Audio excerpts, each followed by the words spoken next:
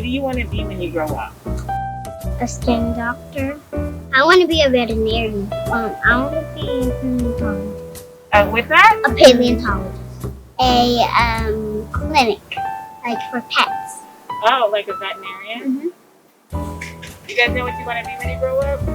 No. Right now, I'd like to do like manga when I grow up, or like become a manga tutor. I want to be a professional soccer player when I grow up. I want to be an artist. When I grow up, I want to be a chemical scientist. I want to be a software engineer because I always see my dad at home working on like the computer and stuff, and he was playing a game, and me and my brother tried it out, and we really liked it. I want to be a superhero. And why? Because I have superpowers. I have super speed. And I have Black Panther sense. I used to want to be a police officer, but since all this protesting and they're not being as nice to the black people, they've been hurting black people. And it needs to stop so the black people are more safe, and they want equal for black people, just like women's wanted equal for boys.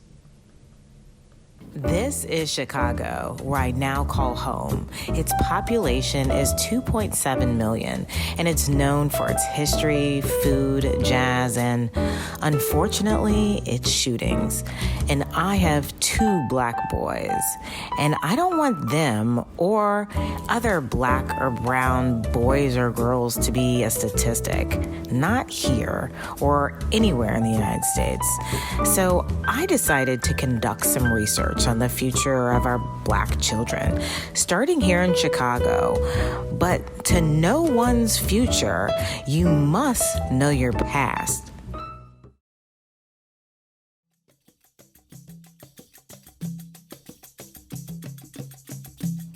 Sankofa ewo akankasem anasi twi kasem ekire se wo san ko wachi wo akofa bibia wagya ato ho e de aba enedei wabrabom na aboawo ama wanya empuntuo ene enkoso ye wo kasa bi se wura fi na wo san kofa yenchi. It means it's not a taboo when you forget something and you go back for it. I was brought up in a home where my father really enjoyed talking about Black history.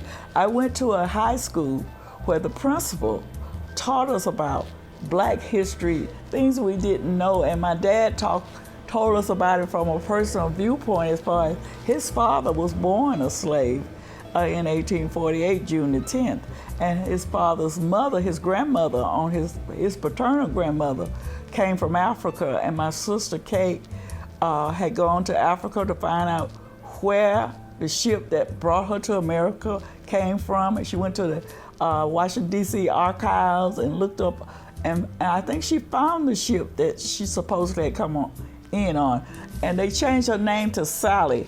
And we talked about it in our home. We were brought up talking about how Dad would tell us about we came from kings and queens, and that we were very important people, and how some of us became slaves, my ancestors, was that the tribes would fight with each other, and they would, capture the queens, and they would bring them over as slaves. So a lot of information I got from my dad, and I tried to tell my kids about it, but they didn't seem to be interested in it. But I really loved it, and I've always thought about how I came to be in America and how it's important that my kids know that their great-grandfather was a slave, and I am the granddaughter of a slave.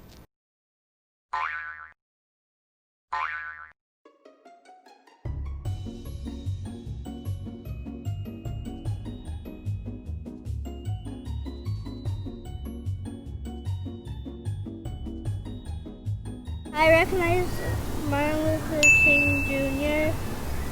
and he's number one. Number 1 is Martin Luther King Jr. Martin Luther King Jr. Did you know?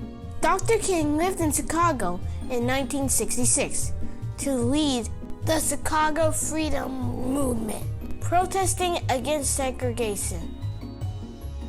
So during that time while you were a teacher, was Black history part of the curriculum? It wasn't really a part of the history, but I taught it in my classroom. From the time I started in 1962, each year I would have my children work on Black history programs. We would, when I went into the library, all of my children were given a, I guess you would call it assignment, to do Black history scrapbooks. I think the non-Black teacher, I should say all teachers, I think they're afraid to incorporate Black history, especially those who aren't Black, because they're afraid they'll do it wrong. Or offend somebody. So I am the parent who stands up and says, hey, it's February, I want to come in and talk about Black history. There may be some other parents who feel like it's not their job. Why is it our job to teach and not something that the school takes on, school administration takes on, and it puts it into the curriculum besides I Have a Dream and Rosa Parks? That seems to be the two things that schools like to teach. I was a teacher for 20 years, and I bounced around from school to school, and some schools would have, really strong Black history programs, and others wouldn't. So it's lopsided, It's not.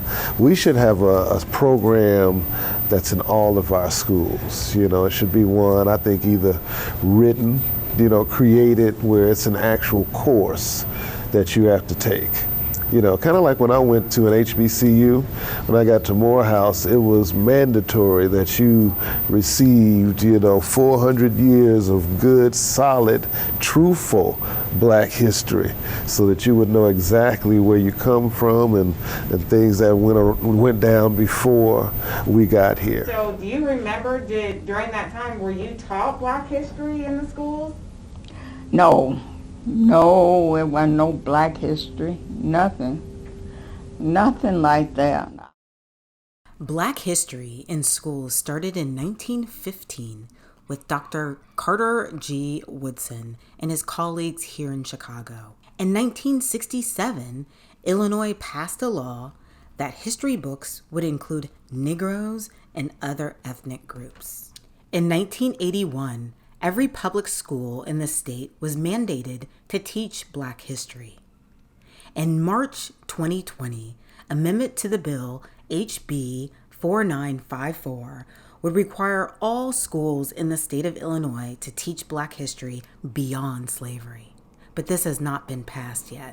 I think it's really important that we have Black history in school curriculums. I feel that there was definitely a lack of that growing up in this country. As a kid, I didn't have that education, and having had to learn it myself is a disservice to everyone, especially since Black history really impacts all the other minority stories that happen in this country as well.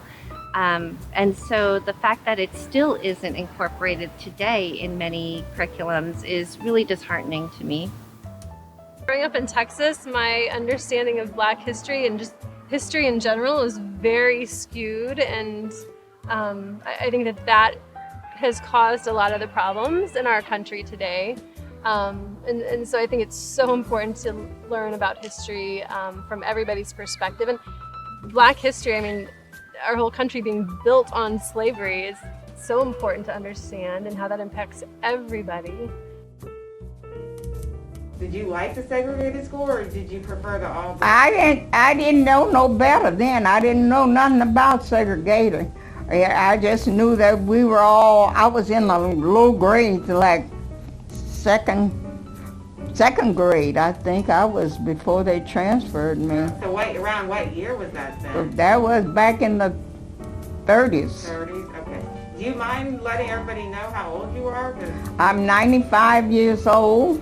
and amazing, too. I was in a improv show, and they called me and asked me what's an influential black female that they could act out. And I said Ida B. Wells, with the whole just changing the name of Congress Parkway and just a whole entire stage. Had no idea who she was or what it was. And and we're naming streets after these people, and yet nobody knows who they are and what influence they had. And that's very, very sad. And there's a huge disconnect in things like naming streets versus actually knowing what happened. Black history, Black lives, it is extremely important. It's, it's part of our culture. It's what's going on in this world. I feel like our kids need to know and understand so that they could, in hopes, by educating them, it helps, our world and have a little less hate and a little, more understanding for everybody.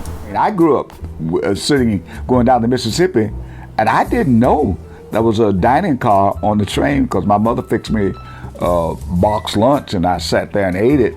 And I didn't know there was a dining car, but we were forbidden to eat there. And so these are the heroes we must never forget. And I think we're failing to forget that of where we've come from. And Jews are taught never to forget the Holocaust. We must never forget where we've come from.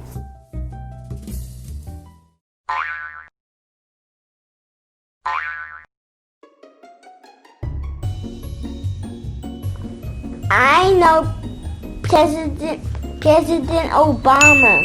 Number 5, Barack Obama. Barack Obama, yeah. Number 5, Barack Obama.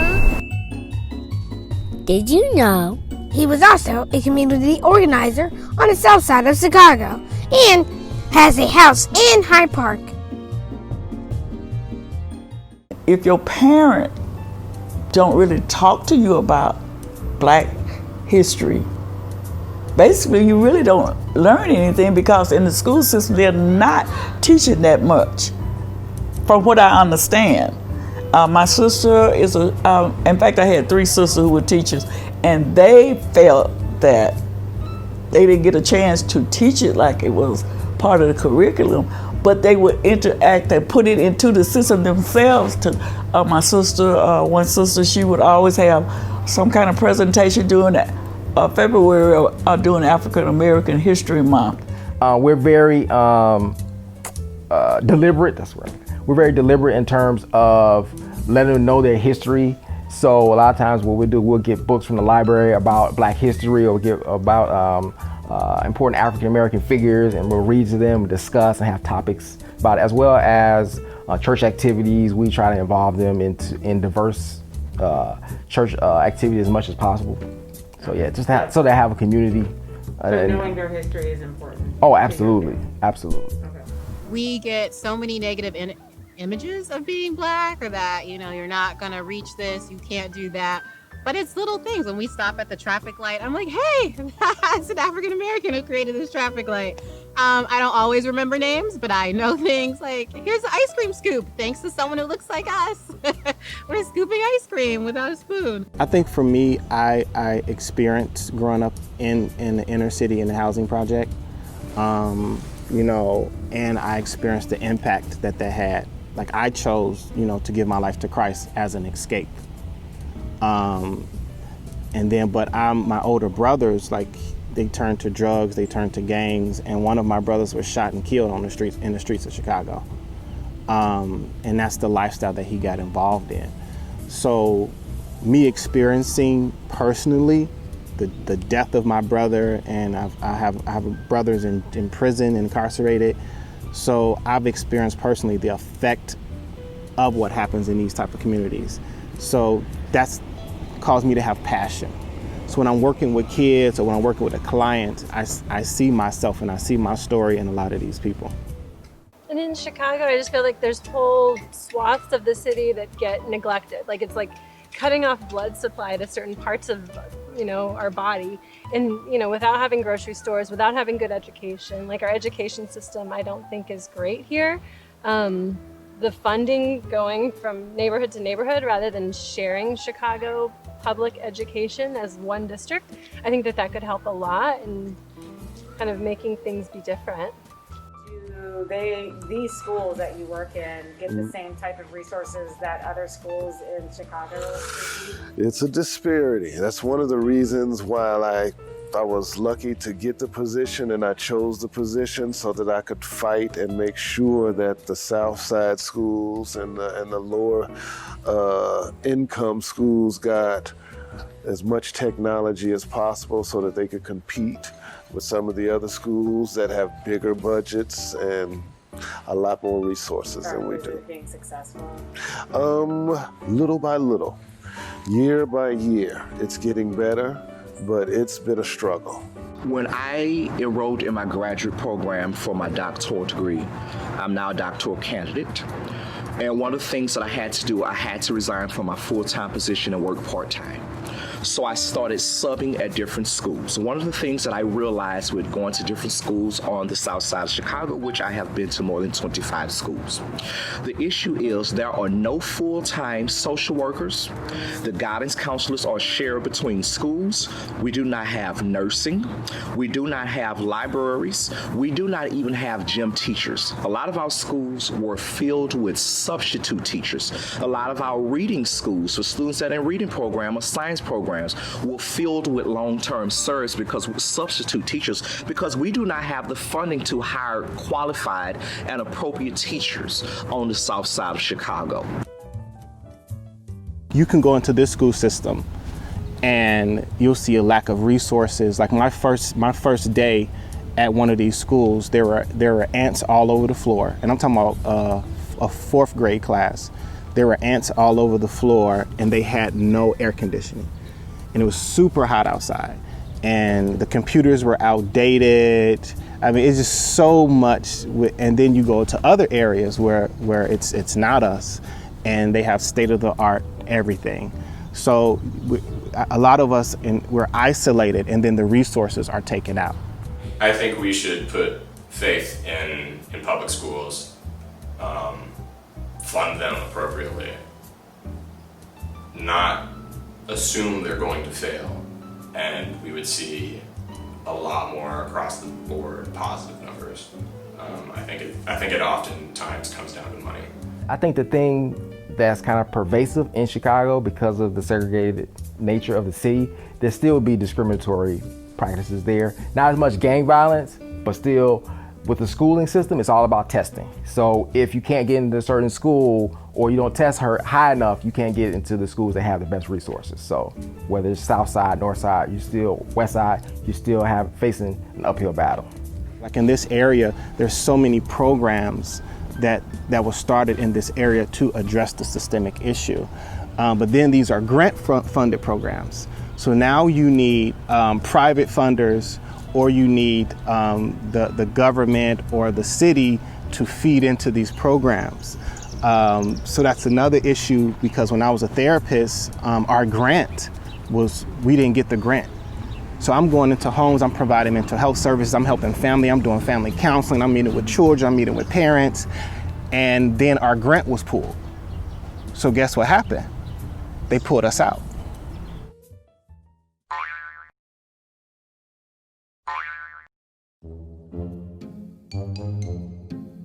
I think I know number 2, Kanye West. Okay, do you know what about? Wasn't he a singer? I know Kanye West. He's a famous singer, and he's number 2. Did you know he is a rapper, singer, producer, and an entrepreneur? Raised in Chicago on the South Side, he has 140 million records sold and 21 Grammy Awards. A group of us allowed parents, to teach the children on Saturdays. We supervised. We were able to have those scores come up, and the Board of Education rented those buildings from us. We didn't have to pay, but they rented them and closed them down so we couldn't use them. We worked, boycotted, so that black teachers could become certified, and we managed to do that. A people that do not know their history are doomed to repeat it.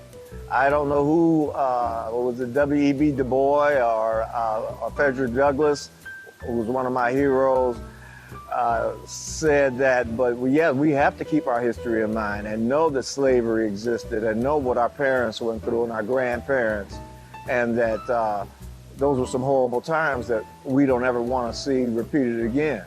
And at this time frame in the United States,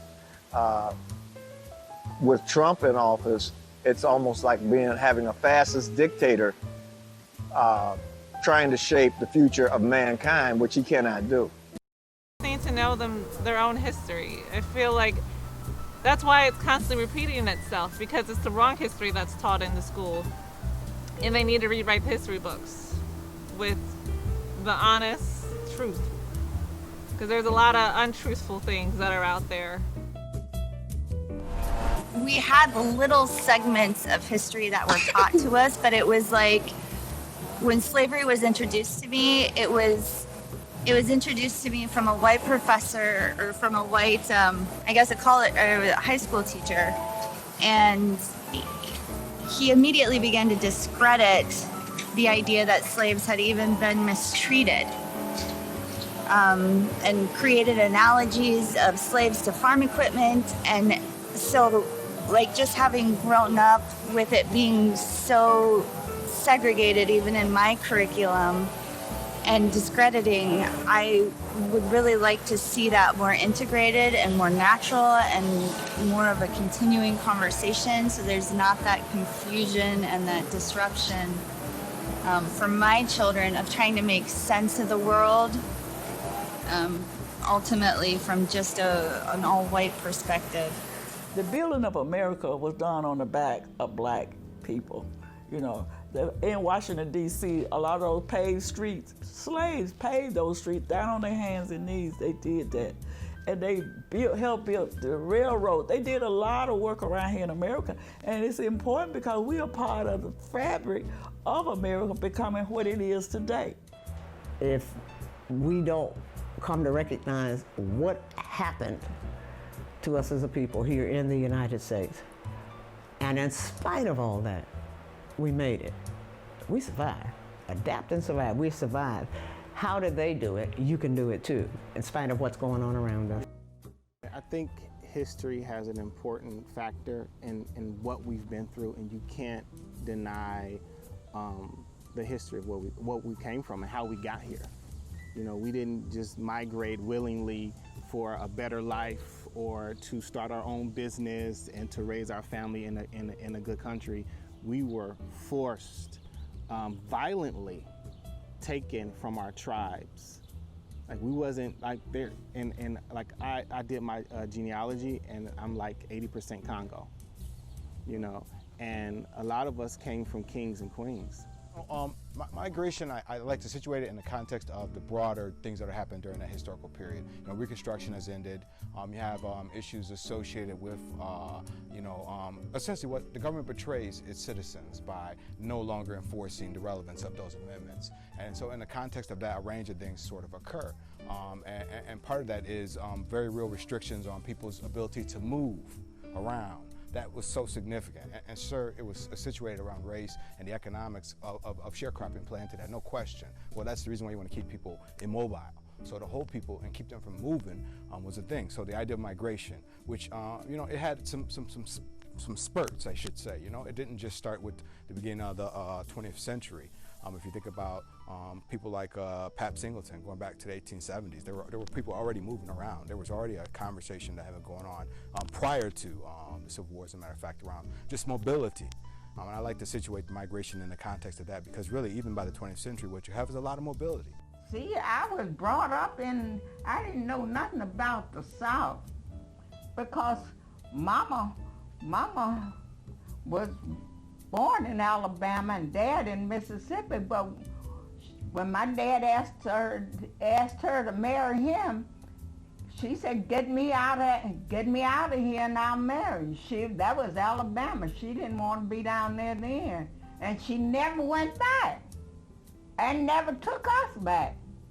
I knew nothing about the South. They brought you to Chicago, so you Yeah, had a better life. they brought us right here to Chicago. I was brought up in Chicago, and I didn't know nothing else but Chicago.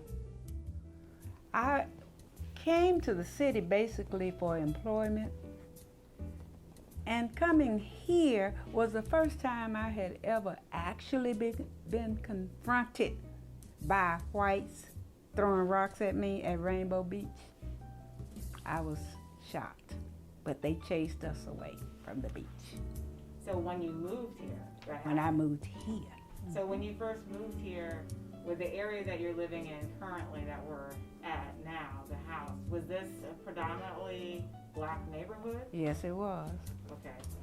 But you happened to just have this incident happen. Because my friend wanted us to go to Rainbow Beach, and I was new in Chicago, so I wanted to go. It was hot summer, and I didn't know that blacks were not supposed to go to Rainbow Beach. Okay, where is Rainbow Beach? About 70-something and South Shore area.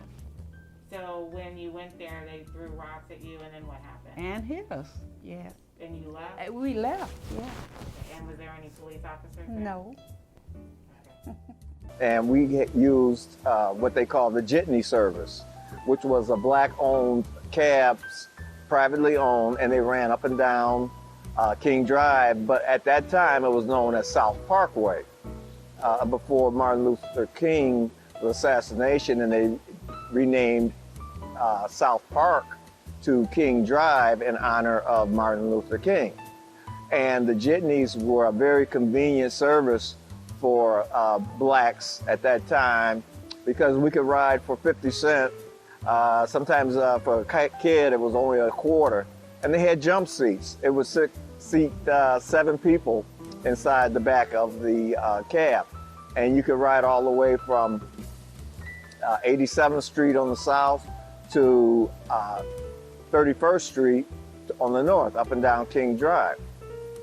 When I went from this area into the predominantly white schools, the history they talked about, they start off with slavery. So I'm in 4th grade and surrounded by all white kids, and I see a video, big screen, of us being attacked by dogs and us being beat by police, and then the white kids around me were laughing. I think it's important for us to know that our history predates slavery because, there have been, I think history and part of what makes the transatlantic system of slavery on the American side unique is that they will bind slavery and race together in a way that makes them inextricable. So that when you talk about Africanness or blackness or slavery or race, they become synonymous in very real ways. And that had legacies for colonialism, slavery, all these kinds of things. But I think the challenge is just to sort of the history of our ability to survive and thrive, to come up with our own technology, our own science. It's very real stuff. The guy that's at Michigan, I can't think of his name, that did this study of ethnocomputing just by the braiding of hair. He started to show people how they were doing sequences of math and other things to remember how and where to plant crops. I mean, that's significant. I mean, everything from the goldsmithing and all these things tell us, and the histories, they're so powerful. They're just, our stories are just, dying to be sort of shared. One of the first persons to discover Chicago was a black man, although he found the Native Americans here, was by the name of John Dusable. So when we're studying black history here, we often learn about the traditional things like Martin Luther King. We learn about Malcolm X. We learn about Madam C.J. Walker, We learn about the Harriet Tubmans, but Black history predates way back to that. When we're talking about Black history, we need to start talking about our Black kings and queens, our scientists, our philosophers, our mathematicians, the ones who, our Timbuktu College and University, the people who basically taught all the Romans and all of the Europeans their knowledge. But see, we don't know these things because in school we only taught a small factor of Black history, like the late 1800s, the early 1900s. But Black history predates slavery. So one of the most important starting places, I think, is to understand how this vicious system of white supremacy and slavery has impacted us as a people, but to not start our story through this lens of slavery, but also to look beyond, back to Africa, back to the many years prior to slavery and current day that tells us about our rich history as a people. Historically, I think it's very important to the African American community because most of them came from Africa, and Ghana is where they have the history. When you go to Ghana, we have places like Cape Coast, Elimina, where they have the slave castles, where they brought most of the African Americans to the Americans. And so the experiences is like tracing your root, going back to your root. So last year, the president of Ghana had what is called the Year of Return, where a lot of African Americans traveled to Ghana to trace their root and experience how home was before they came here. So I think it's very important because if I can say that still the Blacks is not that recognized here, but when you go back home, when you go back to Africa, precisely Ghana, which is, I can say, is basically the home of the African Americans, there you will really feel part of the people. You are warmly welcome, you are received. A lot of them are given their Ghanaian names and they trace their roots and they become affiliated to certain towns and chieftaincy and royal stools.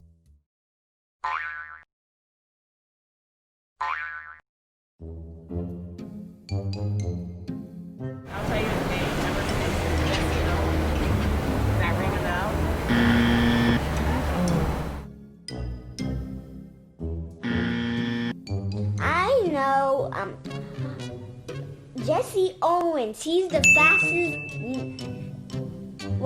fastest runner in the United States, and he's black. Did you know? He won 4 gold medals and broke 2 world records in the Olympics in 1934 in track and field. After attending the Ohio State University, he moved to Chicago. He was buried in the same cemetery as Ida B. Wells. Our communities generally have until they died, until you die out. We have these large family reunions, the family reunion, and you only went because mother wanted you to go, or grandma said you have to go, so everybody went. And when grandma died, the numbers weren't there anymore. The family reunion may not even be there anymore because hers was that agrarian base, keep the family together, come and celebrate periodically, meet your family so you don't marry them. We can watch you interact with others so we can guide you, because they were always watching. And they were telling the stories. They wanted you to know your history, because it's your history that will guide you. And they have the stories. So the ones of us who sat and listened to them, it's our job now to pass on those stories. Somewhere I think we've lost the desire to really push forward, and the message is not reaching to our children like the message was given to me, where it was, something about the way our communities are being separated apart.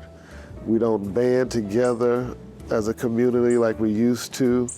I grew up in a neighborhood where everybody knew everybody's mother, father, parents, the teachers. Everybody knew everybody, and we were like a little village. And if you were doing something you didn't have any business, any parent or any adult would be able to tap you and say, hey, you know, let's get it together. Now it seems like we're just all out for one. You know, everybody's just kind of on their own. And even though I'm in an environment where I get to reach kids, I can tell that it's not the same as it used to be. And somewhere I think we're losing the battle because the respect for adults and the way children view their elders now is a little different. It's not that level of respect that they used to have. You gotta kind of earn it. You gotta overwork to get it. When, with my generation, if you were older, if you were an elder, you got the utmost respect, and I was ready to listen to any type of advice or knowledge you had to drop, you know. Didn't have to fight for it. The Black church, for us in the diaspora, became synonymous to us as the synagogue became to the Jews. The synagogue in the Jewish diaspora, since they could no longer go to the temple for worship, so you had the creation of the synagogue.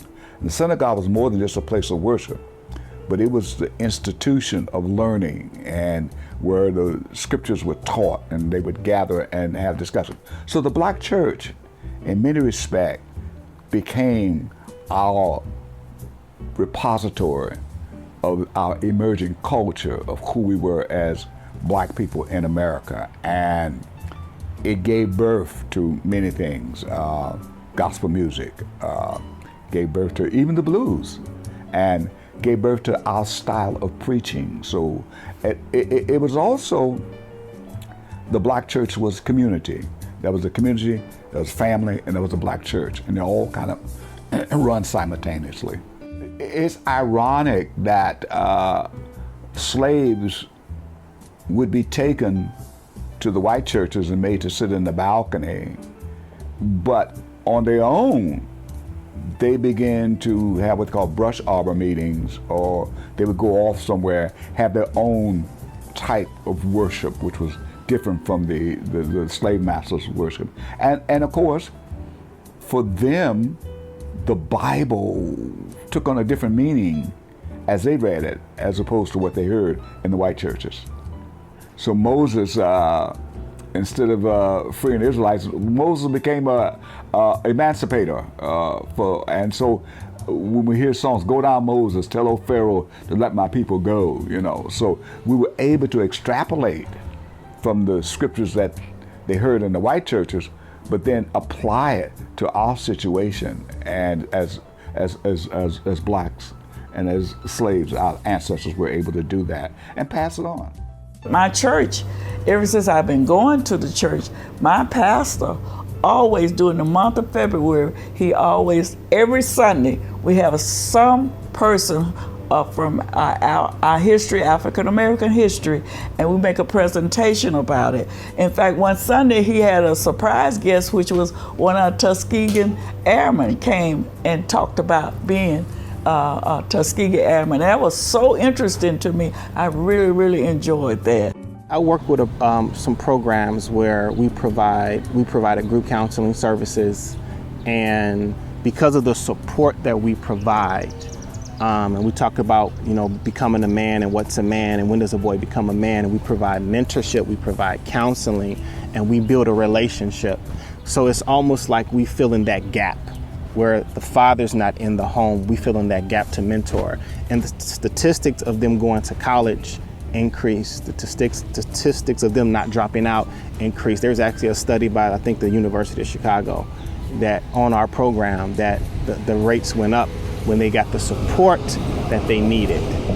So a lot of the biases are, oh, it's you, something's wrong with you. You know, Black men are violent. Black men are, we're notorious. But a lot of times it's us not getting the support that we need. And when you're backed in the corner, you know, I want to survive. What do I turn to? And then it's survival to protect myself. You know, a lot of these guys carry guns because they're scared. A lot of these guys, they carry guns because they're scared. You, as a Black man, if I walk through this community, I'm at risk of getting hurt just for being black and they don't recognize me. So when I was a pastor and I was a therapist, I made it my business to walk up to the gangbangers. Like I would walk up, so a lot of these people know me already. I would go into the laundromats, I would go where they were, I would introduce myself. I am Pastor Lane, I am Timothy Lane, I am a therapist, I work in the community. So I wasn't a threat to them because they knew who I was. But because you have different, like you have a gang over here and then another neighborhood, you have a different gang. And if they don't know you and you black, especially a black male, you'll get shot. But the whole point is no hope for a good paying job that you can take care of your family and buy a home and buy a car and save some and put aside. Without that kind of hope and promise and investment, we're going to have more of this and more of the same. And it didn't matter as long as it was just happening in this community and to ourselves. But now it's starting to spread out, and now there's a crisis when it affects those who have, as opposed to those who have no hope. When I first came to Chicago and I was working part-time, the gangbangers, as they were called at that time, were nice to me. I would get off work at 11 and 12 o'clock at night and come home. And the guys used to walk me from Stony Island. I was living at 69th and Cornell. They would walk me home to ensure I got home safely. And they would say, yes, ma'am, and no, ma'am. These were gangbangers. If I had a package or a bag, they would help me carry it. This was the experience I had with the gangbangers when I first came to Chicago. Now, I don't know any of them. And, I wouldn't know whether or not they were gangbang or not, So what did you do as a parent to make sure that your kids did not become a statistic? Because none of them are. My kids, I kept them close to home, basically. Now, my son went to Mount Carmel High School and St. Felicitas. We took him out of the public school because there was fights every day, and I guess part of it was they wanted him to join the gang. And when he was in 3rd grade, my husband took him out of the Chicago public school system and put him into Catholic school, and he went to St. Felicitas elementary school until he graduated, and then he went to Mount Carmel. So therefore, he was not exposed. My daughter Whitney went to Kenwood Academy, and she was an honor student. All of my kids were merit scholars, and we did a lot of reading and doing games at home, and they just were not in the street. That was not the atmosphere that I had them in. That was not the way I was brought up, and that was not the way I wanted my kids to grow up to be. And none of them became a statistic. They didn't get involved in the gang. They didn't have to.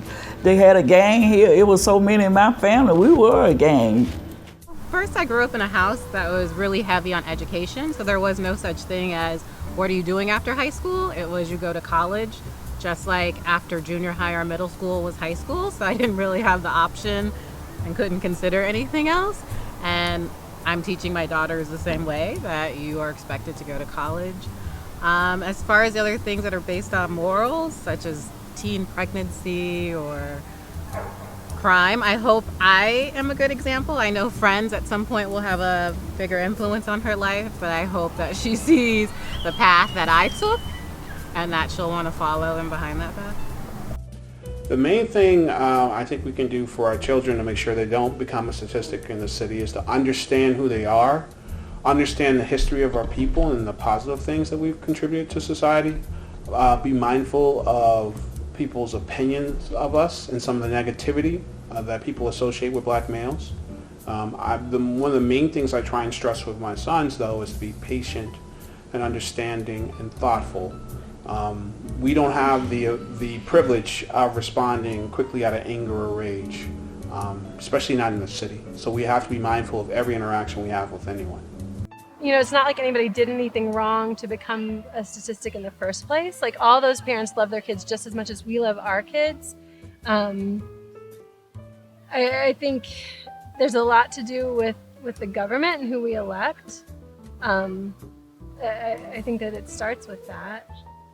And, with statistics on African American men, I was at the Million Man March in 1995 when we all went to Washington to discuss amongst ourselves and talk about what changes we can make in our communities because of the statistics on Black and brown men. One thing is I want them to take responsibility for what their actions are. I want them to take the opportunities to vote and set high goals. I don't want the community to set the goals for the kids. So I think that is very important. And then also just be aware of their environment and be a part of the environment, and choosing how they can be an asset or how they can make things better.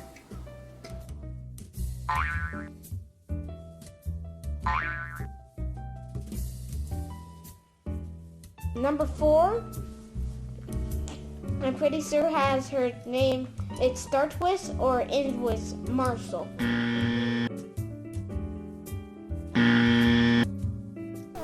He was a pilot. Did you know? Miss Coleman was the first Black woman licensed to fly a plane. She lived in Bronzeville and was buried here. It's so much that affects how you see yourself mentally and emotionally.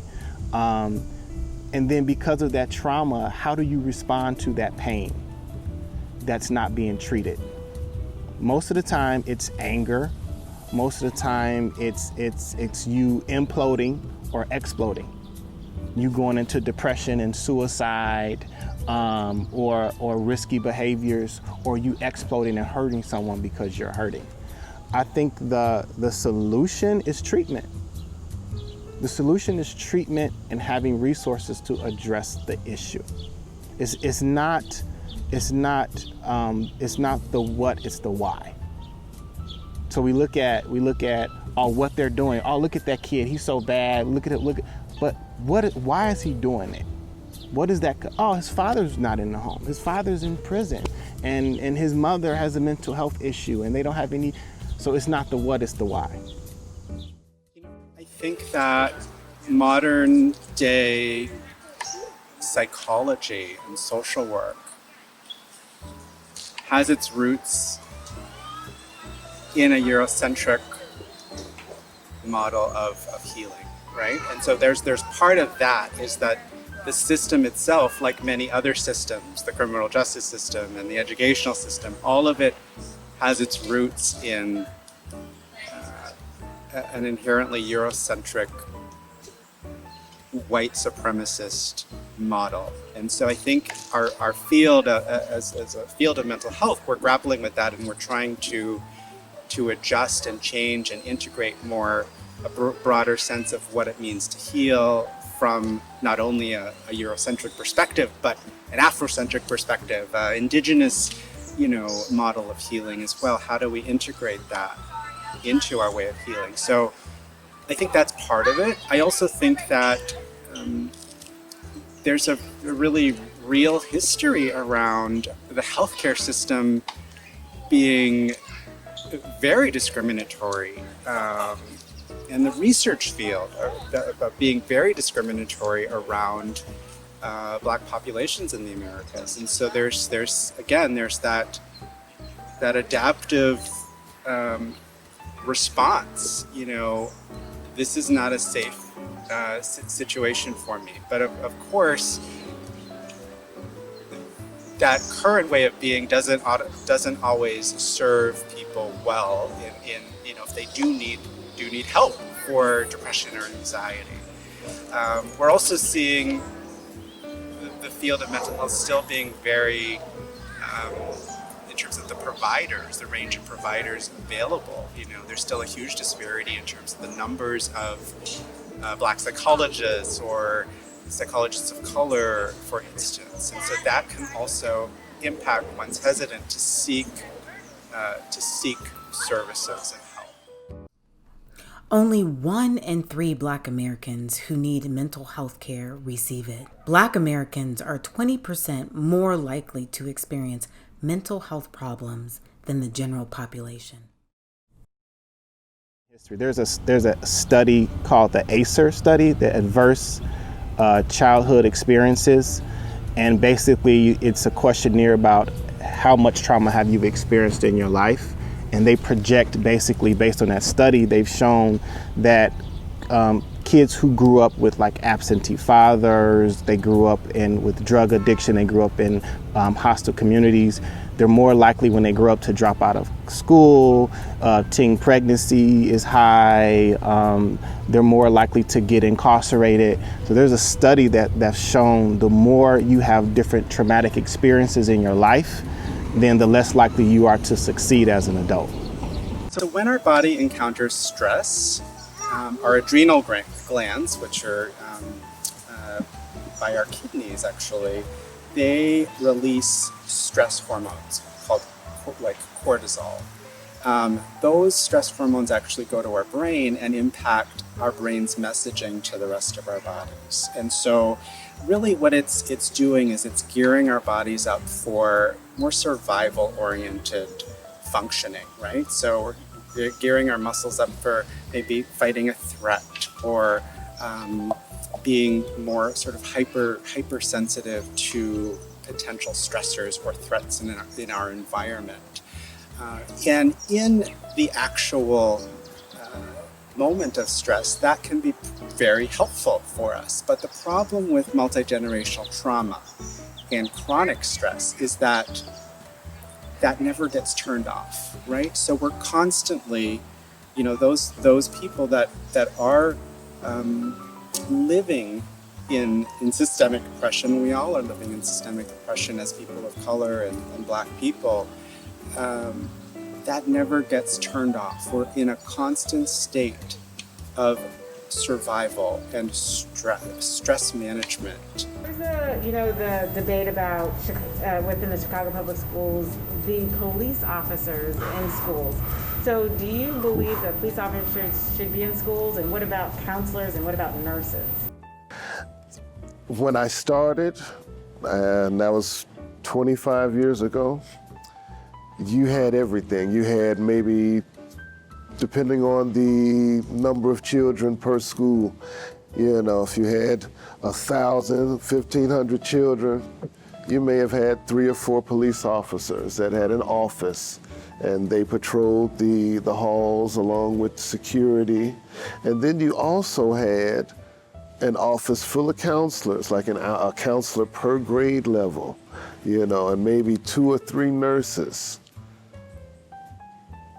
A few decades later, we're down to 1 counselor for 1,000 kids. And then we may have a nurse that may be part-time at that school. They may only do 2 or 3 days at this school and go to another school. And we're talking about for 1,000, 1,500 children. And then you're arguing about the police, and they've shrunken that budget down too. You might have 1 or 2 police officers that show up, and they might not be there every day, or we might have to call them. So for me, the importance should be put on the nurses, the counselors, the social workers, the support staff is what you need more so than the police. Because the teachers and the staff, once you get to know your kids and you reach out to the parents and we come together as a community, we can control our own kids without the need for police in the building.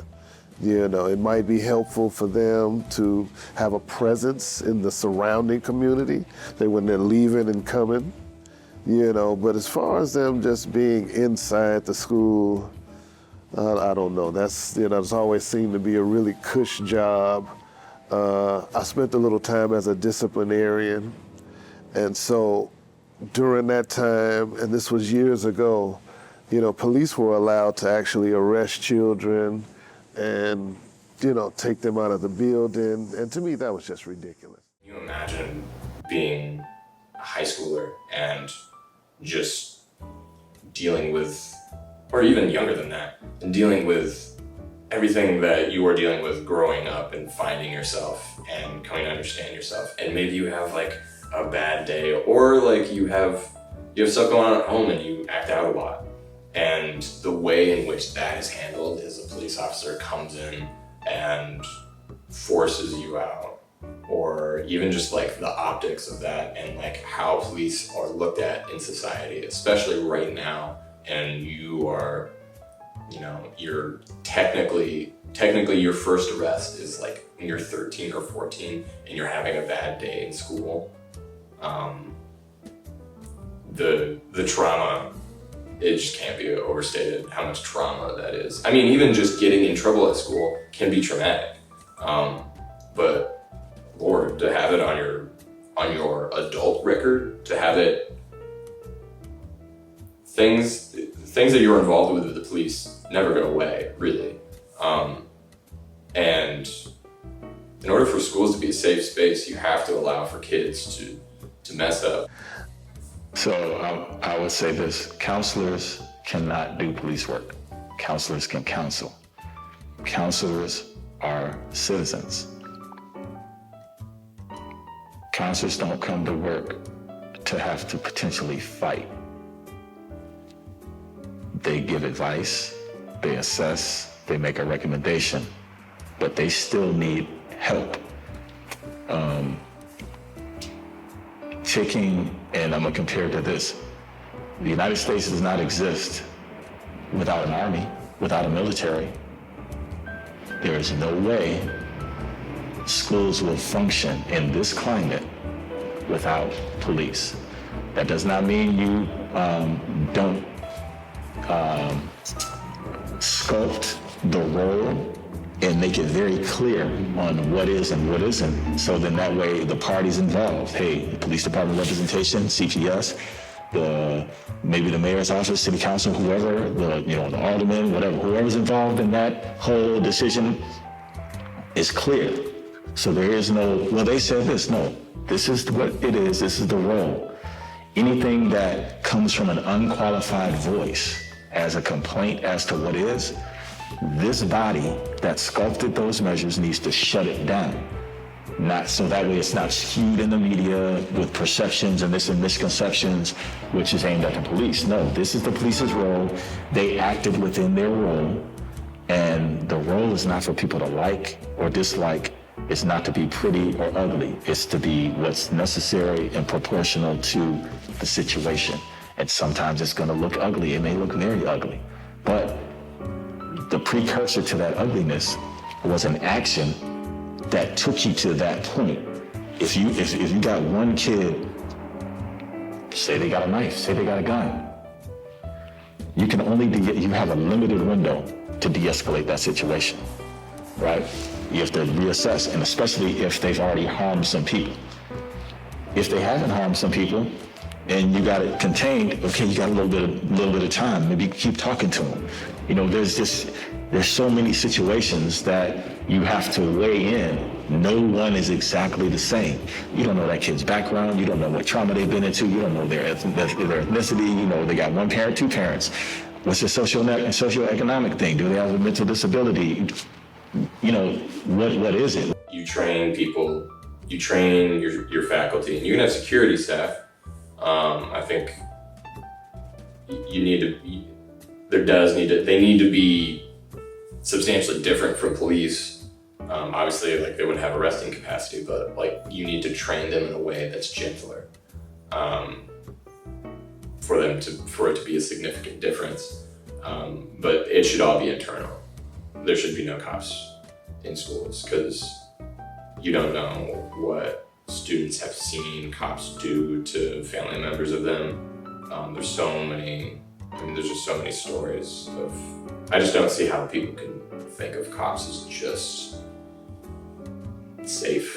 They're not safe individuals. They don't make you feel safe. Even having a gun in school, I think it doesn't, even though it's this instrument is here to make you safe. No one feels safe with a gun around.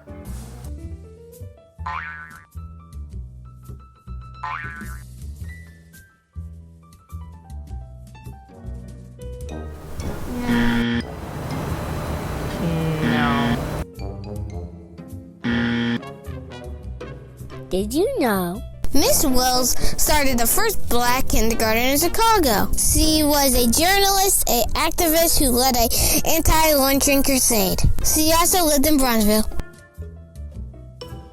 Are black people treated the same in the system? It's not even close. Why? Why? Because there is a code of racism that's seated within the court system, that's seated within law enforcement in itself. So the same sentence that you would give a white inmate, that's not the same sentence that you would give someone that's black or Hispanic. And why is this? Why? Because the whole system is founded in racism. And this is not just as far as the way that the judge would deem, okay, how many years or how many months you're going to get.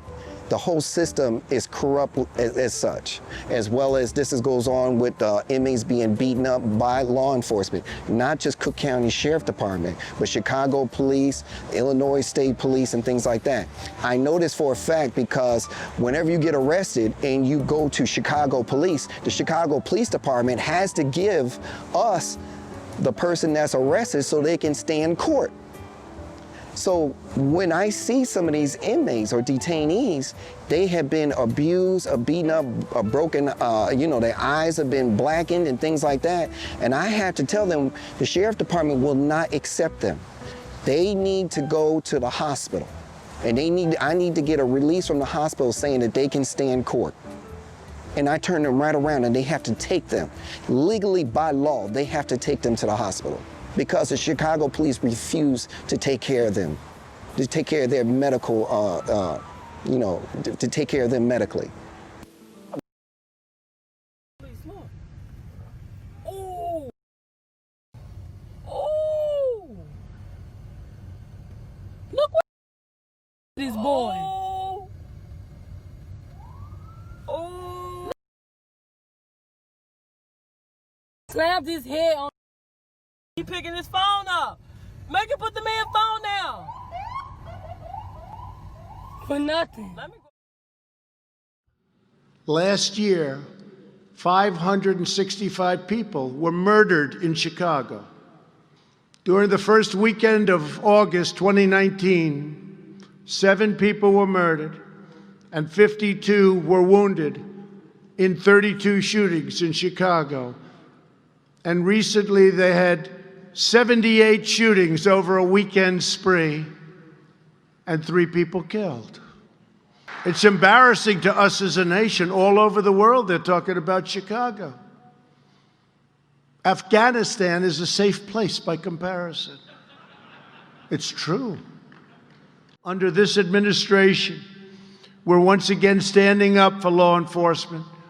We're condemning anti-police bias in all forms. And we're giving you the support, resources, and the respect, and we have tremendous respect for you, the respect that you deserve. In 2020 in Chicago, a person is shot every 2 hours and 3 minutes. A person is murdered every 10 hours and 58 minutes. Between 2010 and July 2020, Black homicide victims accounted for 4,374 of the city's murders. I went to high school in Chicago at Harlan, which was a very, very great experience. Up until the time Martin Luther King was assassinated and we decided to protest. And we protested loud and we protested fiercely. The police department set up a skirmish line at 99th and Michigan. When I was a junior, we decided to go to Roseland, which was all white at the time, and protest in Roseland. But the police set up a skirmish line and wouldn't let us march any further south than 99th and Michigan, at which time they gave us an order to disperse. That order was for 15 minutes. You had to disperse, but they waited 2 minutes, and then they started coming in with their batons and their billy clubs. And I was a juvenile, but I was arrested.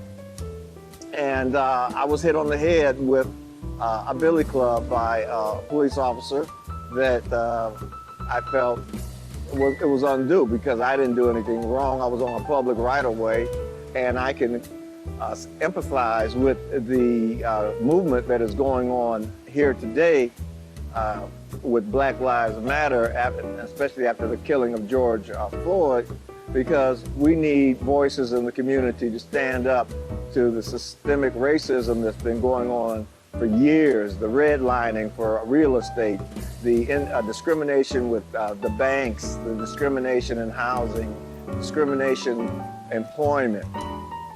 And a lot of these companies now, after the riots and after the George Floyd killing, they want to come in and say, well, we're going to give positions to blacks. So why didn't this happen 10, 15, 20 years ago when it really would have made a difference and could have avoided a lot of the issues that we're facing now? Okay, so who do you think makes the future of our black community? They do. Who's they? These kids. These kids are going to shape the future. I think they are shaping the future. As you can see, like with these protests, who are on the front lines? These kids are. So they're gonna be the change.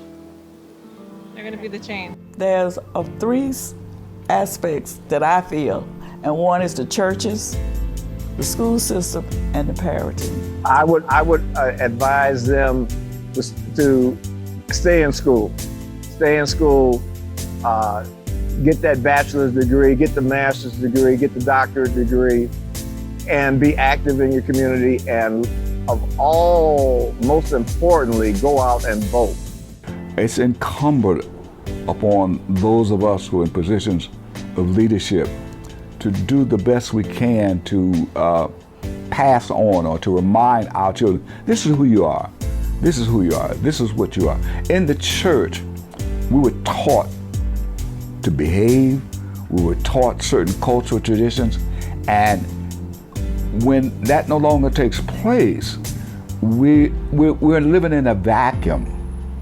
Know each other, number one. They need to know their history.